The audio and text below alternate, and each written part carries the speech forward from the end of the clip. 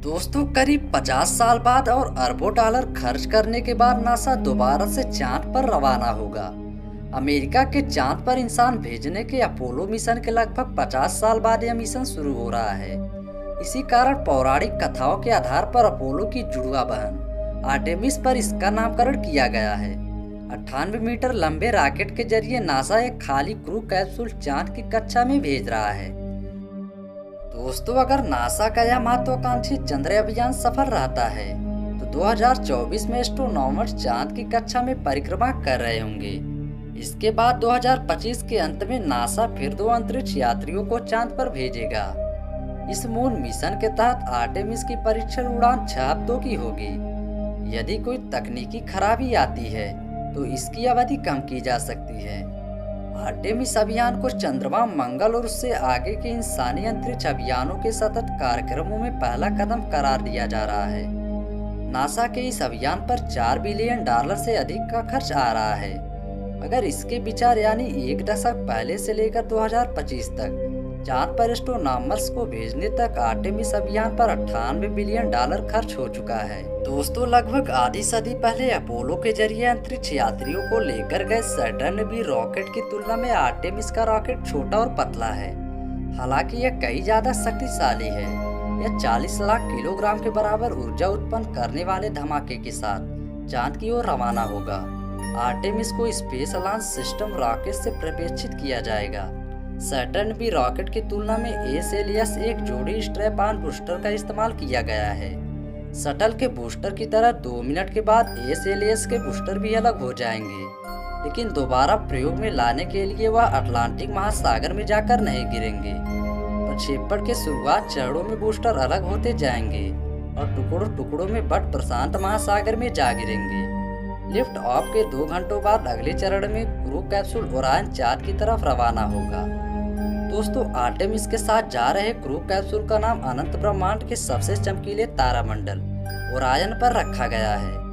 11 feet ऊंचाई वाले Orion में अपोलो कैप्सूल की तुलना में ज्यादा जगह है। इसमें एक साथ 4 अंतरिक्ष मिशन पर जा सकते हैं, जबकि अपोलो में महज 3 एस्ट्रोनॉमर्स ही जा सकते थे। इस परीक्षण उड़ान में नारंगी रंग के फ्लाइट सूट में एक आदमकद डमी भी भेजी जा रही है, जो कमांडर की सीट पर विराजमान होगी। इस फ्लाइट सूट में वाइब्रेशन और एक्सीलरेशन सेंसर्स लगे होंगे। दोस्तों, इंसानी ऊतकों का एहसास देने वाले मटेरियल से बने 2 अन्य पुतले भी ओरायन में होंगे। इन पुतलों का सर और धड़ महिला पुरुष की शारीरिक बनावट सा होगा। इसके जरिए कॉस्मिक रेडिएशन का स्तर आंका जाएगा। स्पेस फ्लाइट में ब्रह्मांडीय विकिरण एक बहुत बड़ा खतरा होता है। एक पुतले के जरिए इजरायल में बनी सुरक्षा जैकेट का उपयोग किया जा रहा है। ओरायन इससे पहले 2014 में पृथ्वी के 2 चक्कर लगा चुका है। इस बार यूरोपीय अंतरिक्ष एजेंसी के सर्विस मॉड्यूल को प्रोपल्सन और सोलर पावर के लिए इस्तेमाल किया जा रहा है। दोस्तों, फ्लोरिडा के स्पेस सेंटर से लेकर प्रशांत महासागर में गिरने तक ओरायन की उड़ान 6 हफ्तों की होगी। अंतरिक्ष यात्रियों वाले मिशन की तुलना में यह 2 गुना समय है। इसे 3,86,000 किलोमीटर का सफर तय कर चांद की कक्षा के पास पहुंचने में हफ्ते भर का समय लगेगा। चंद्रमा के चारों ओर परिक्रमा करने के बाद ओरायन चांद से 61,000 किलोमीटर दूर उसकी कक्षा में प्रवेश करेगा। यानी चांद की कक्षा में प्रवेश के बाद ओरायन की पृथ्वी से दूरी अपोलो की तुलना में कहीं ज्यादा, लगभग 4,50,000 किलोमीटर होगी। सबसे बड़ी चुनौती मिशन के अंत में आएगी, जब ओरायन 40,000 किलोमीटर प्रति घंटे की रफ्तार से प्रशांत महासागर में गिरने के लिए पृथ्वी के वायुमंडल में प्रवेश करेगा। उस वक्त क्रू कैप्सूल को 2750 डिग्री सेल्सियस का तापमान झेलना होगा, जिसके लिए अपोलो कैप्सूल में लगाई गई हीट शील्ड का इस्तेमाल किया गया है। हालांकि भविष्य के लिए मंगल मिशन में पृथ्वी के वायुमंडल में प्रवेश के समय क्रू कैप्सूल की गति कई गुना ज्यादा होगा। दोस्तों, क्या क्या जाएगा आर्टेमिस यान के साथ, तो चलिए जानते हैं। 3 डमी एस्ट्रोनॉट्स के अलावा अंतरिक्ष के गहन अनुसंधान के लिए कई और चीजें भी भेजी जा रही हैं। ओरायन के चांद की ओर सफर शुरू करते ही आर्टेमिस के साथ भेजे जा रहे 10 छोटे आकार के सैटेलाइट्स इससे अलग हो जाएंगे। क्यूबसैट्स के नाम वाले इन सैटेलाइट्स के साथ यह दिक्कत है कि आर्टेमिस के लॉन्च में बार बार देरी होने से इनकी बैटरी पूरी तरह से चार्ज नहीं रह गई है। नासा भी मानकर चल रहा है कि इनसे कुछ निष्क्रिय हो जाएंगे। दोस्तों, चांद पर एस्ट्रोनॉट्स के फिर कदम रखने से पहले काफी कुछ किया जाना है।